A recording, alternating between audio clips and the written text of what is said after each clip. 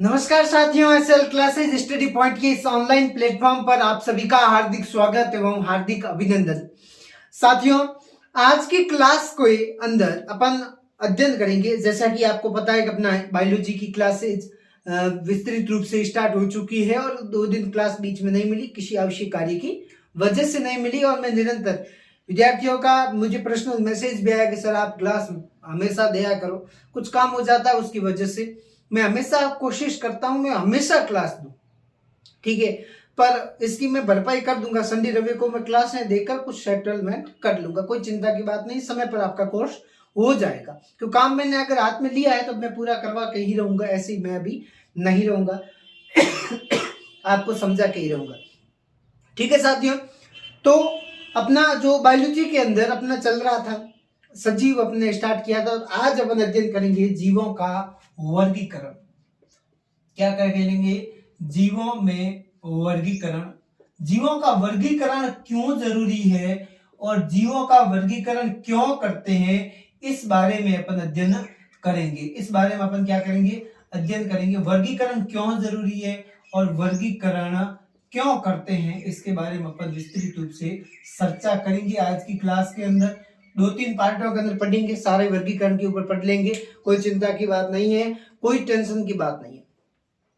अब विशेष बातें मैं आपको बता ही देता हूं। पहले जीवों के वर्गीकरण के लिए एक विस्तृत रूप से एक जीवों के शारीरिक संरचना और शारीरिक संरचना के आधार पर जीवों की पहचान की जाती है, और उसके साथ साथ जीवों के जो प्रमुख लक्षण है, प्रमुख लक्षणों के आधार पर जो विभिन्न प्रकार के लक्षण है, उस लक्षणों के आधार पर उनके अंदर क्या किया जाता है, उनको वर्गीकृत किया जाता है। वैश्विक रूप से दुनिया के अंदर सामान्य रूप से जीवों के अध्ययन के लिए, जीवों की जानकारी के लिए, संपूर्ण रूप से पूर्ण रूप से जीवों की जानकारी के लिए, उसके अध्ययन को सरल करने के लिए एक समान सभी जीवों की एक समान मानक नाम पद्धति दी गई। और मानक नाम पद्धति के साथ साथ उसके अंदर जो समान लक्षण है, उन लक्षणों के आधार पर जीवों के अंदर क्या किया गया? वर्गीकरण किया गया। बात आएगी आपको समझ में? मतलब वैश्विक रूप से जीवों के अध्ययन के लिए, जीवों के अध्ययन को सरल करने के लिए एक जीवों की मानक नाम पद्धति दी गई। मानक नाम पद्धति तथा समान लक्षणों वाले जीवों की वर्गीकरण के रूप में व्यवस्थित किया गया, उनका वर्गीकरण किया गया। अब आप कहोगे सर जी मानक नाम पद्धति क्या है? तो जीवों के अंदर जो सभी जीव है, सभी प्राणी है, उन प्राणियों का एक नाम दिया गया। एक नाम देना या एक नाम के अंदर उसको व्यवस्थित करना ही मानक नाम पद्धति कहलाता है, ठीक है। अब आप कहोगे सर जी इनकी मानक नाम पद्धति करता कौन है? तो जो पादप है, उन पादपों के अंदर, पौधों के अंदर जो मानक नाम पद्धति करता है वो है वानस्पतिक नामकरण अंतरराष्ट्रीय कोड, जिसको कहते हैं ICBN, जिसको कहा गया है ICBN इसकी करता है, ठीक है। और जो प्राणी है, प्राणियों के अंदर जो नामकरण दिया जाता है वो है प्राणी, मतलब जो जीवों के अंदर प्राणी नामकरण अंतरराष्ट्रीय कोड जिसको कहते हैं, और इसका शॉर्ट रूप में अगर कहें तो कहते हैं ICBZ, ठीक है। ICBZ इसका करता है और ICBZ के माध्यम से ही प्राणियों के अंदर नामकरण दिया जाता है। अगली बात समझ में, ठीक है। तो देखो क्या क्या बातें हैं, क्या कुछ बातें हैं, उसके बारे में सबसे पहले अपन लिख लेते हैं। और जीवों के अंदर नामकरण पद्धति देना, ठीक है, और जीवों को नामकरण के अंदर व्यवस्थित करना, इस प्रणाली को द्विनाम पद्धति कहा जाता है। इसमें सबसे पहले जो नाम है, पहले जो नाम लिखा जाता है वो लिखा जाता है वंश का, किस वंश से है, उसके बाद में नाम लिखा जाता है जाति का, ठीक है। पहला नाम वंश का लिखा जाता है और दूसरा नाम जाति का लिखा जाता है, ठीक है। और इसके बारे में सबसे पहले द्विनाम पद्धति की खोज जो इंपोर्टेंस वाले एग्जाम के अंदर पूछा जाता है, वो कैरोलस लिनियस के द्वारा इसके बारे में सबसे पहले बताया गया, ठीक है। जैसे मानव का नाम होमो सैपियंस, तो होमो सैपियंस मानव का वैज्ञानिक नाम है, और वैज्ञानिक नाम जो मानव का है, वैज्ञानिक नाम के अंदर उसको व्यवस्थित किया गया। तो मानव का जो वैज्ञानिक नाम है वह एक प्रकार का द्विनामक, जो कहा गया मैंने आपको, द्विनाम पद्धति के आधार पर मानक नाम दिया गया मानव का, जिसको अपन वैज्ञानिक नाम या फिर साइंटिफिक नेम के नाम से जानते हैं, इंग्लिश में कहते हैं। तो मैंने जो अभी आपके सामने बातें रखी उसको अपन सबसे पहले लिखते हैं, जो एग्जाम के अंदर आपको याद कैसे रखना है। तो लिखो, जीवों में शारीरिक संरचना के आधार पर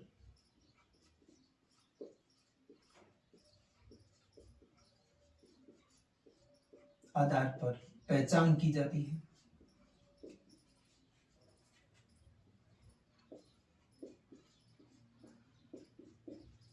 शारीरिक संरचना का आधार पर पहचान की जाती तथा विभिन्न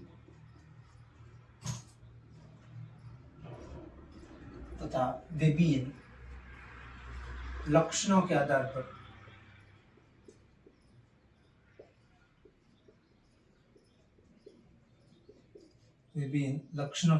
पर वर्गीकृत किया जाता है।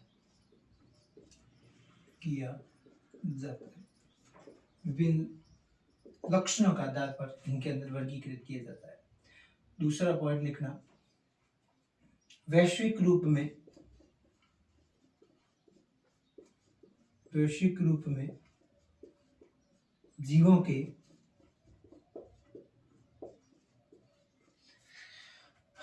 अध्ययन को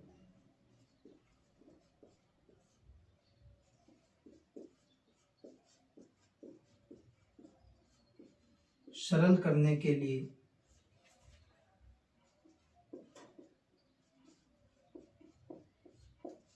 सभी ज्ञात जीवों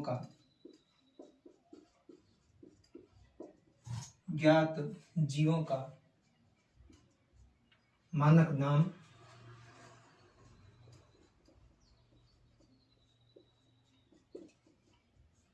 तथा समान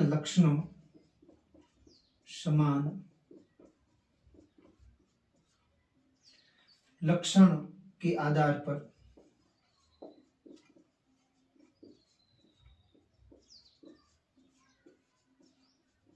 वर्गीकरण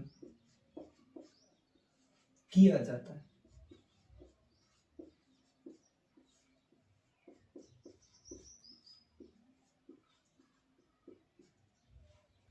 आधार पर क्या किया जाता है, इसके अंदर वर्गीकरण किया जाता है। आगे लिखना, प्राणियों में एक नाम देना नाम किसका दिया जाएगा, जो ज्ञात प्राणी, मतलब जो दुनिया के अंदर सभी ज्ञात प्राणी हैं उनके अंदर नाम दिया जाता है, उनका एक नाम दिया जाता है। तो प्राणियों में एक नाम देना नाम पद्धति कहलाता है।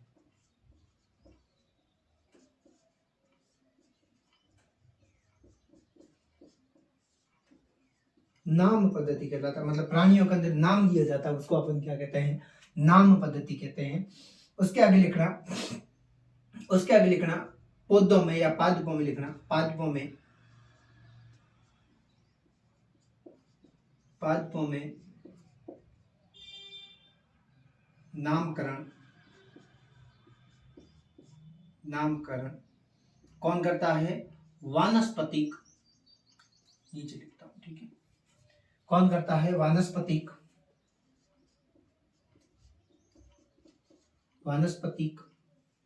नामकरण अंतरराष्ट्रीय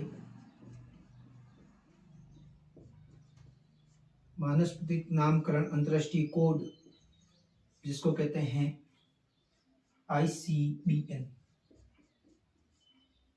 आगे लिखना, तथा जीवों में नामकरण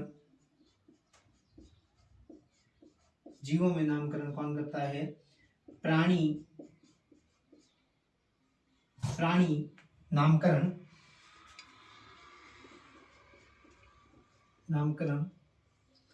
अंतर्राष्ट्रीय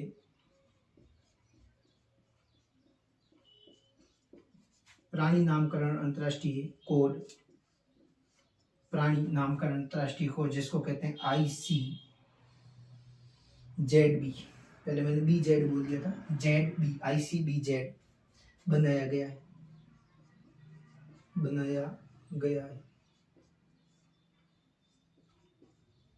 ICBZ बनाया गया। ICBZ इसका क्या करता है, नामकरण करता है। चलो इतना लिख लो, उसके बाद देखो अगला पॉइंट लिखो। अगला पॉइंट इसके अंदर लिखना, कहां तक हो गया था, ICBN। आगे देखना, वर्गीकरण एक मुख्य प्रक्रम है, ठीक है। तो इसको मुख्य प्रक्रम को कौन करता है, द्विनाम पद्धति जिसको कहा जाता है, द्विनाम पद्धति, जिसमें प्रथम नाम, द्विनाम पद्धति के माध्यम से नामकरण दिया जाता है, जिसके अंदर प्रथम नाम वंश का नाम, ठीक है, इसको कोष्टक में कर देना साइड, ठीक है, तथा दूसरा नाम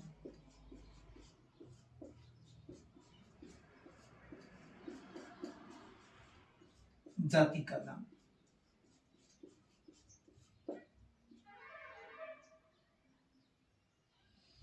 जाति का नाम के रूप में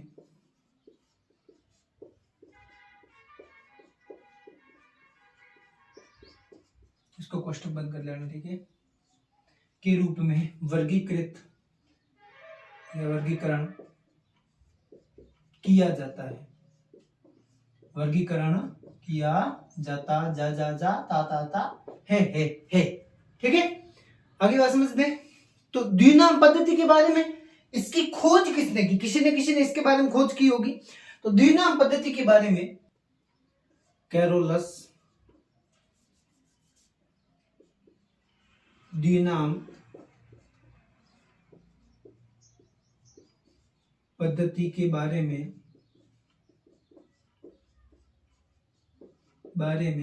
कैरोलस लीनियस ने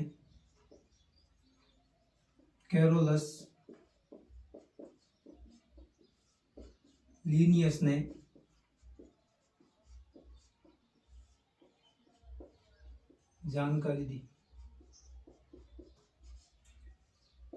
कैरोलस लीनियस ने एक अपनी पुस्तक लिखी जिसको कहते हैं स्टीमा नेचुरी, ठीक है।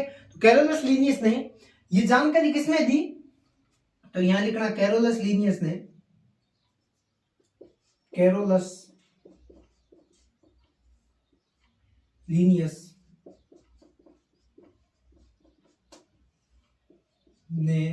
यह जानकारी, कौन सी जानकारी, द्विनाम पद्धति के बारे में, ये जानकारी अपनी पुस्तक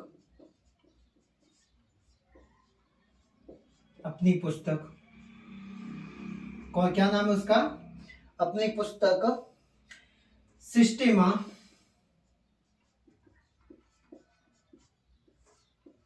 नेचुरी में दी। कैरोलस लीनियस की पुस्तक सिस्टेमा नेचुरी के अंदर इसने क्या दी, जानकारी दी। मानव का यज्ञ एक नाम लिखें तो किस तरीके से होमो सेम्पियंस, ज्यादा आपको सभी के वैज्ञानिक नाम याद नहीं रखना है, मानव का वैज्ञानिक नाम पूछा जा सकता है, ठीक है। तो ये मैं आगे लिख लेता हूं,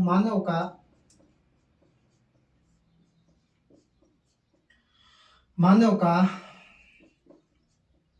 नामकरण पद्धति के आधार पर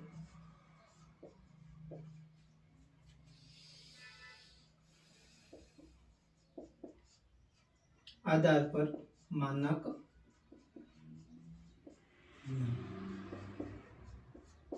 तो ये एग्जाम के अंदर पूछा जा सकता है। होमो सेपियंस के बारे में ये एग्जाम के अंदर इसके बारे में आपको पूछा जा सकता है, ये इंपॉर्टेंट है, ठीक है। बाकी तो सभी के वैज्ञानिक नाम आपको याद करने की जरूरत नहीं है, ठीक है। कुछ जैसे आप अगर अपने लेवल के एग्जाम में देखें तो जैसे आपका जो वानस्पति का जो नामकरण पद्धति आपको याद रखनी होती है, तो ऐसा पूछा जा सकता है। जैसे आपके राज्य खेल, राज्य वृक्ष, राज्य पक्षी, राज्य पशु, ठीक है। खेल का कोई वैज्ञानिक नाम है नहीं, ठीक है। तो राज्य पक्षी, राज्य पशु, राज्य खेल, राज्य पक्षी, राज्य पशु, ठीक है।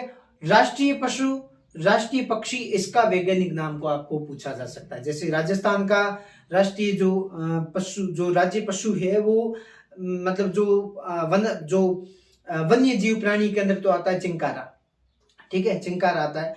और जो पालतू जानवरों के अंदर आता है वो आता है ऊंट। तो इनका वैज्ञानिक नाम पूछा जा सकता है। खेजड़ी है, खेजड़ी का पूछा जा सकता है। पुष्प जैसे रोइडा है तो रोइडे का पूछा जा सकता है। ऐसे भारत से संदर्भ में सीईटी के अंदर पूछा जा सकता है। तो भारत के संदर्भ में जिसके अंदर एग्जाम में प्रश्न आते हैं उनके अंदर पूछा जा सकता है। तो ये नॉर्मल चीजें हैं। कल अपन विस्तृत रूप से वर्गीकरण के बारे में चर्चा करेंगे आज की क्लास में। आई होप, मुझे पता है कि आपको आनंद आया होगा। और ऐसी तो है नहीं, तो गर्मी के अंदर पूरा एकदम भीग चुका हूं, ठीक है। मिलते हैं अगली क्लास में, अगली वीडियो में। तब तक के लिए राम राम, जय हिंद।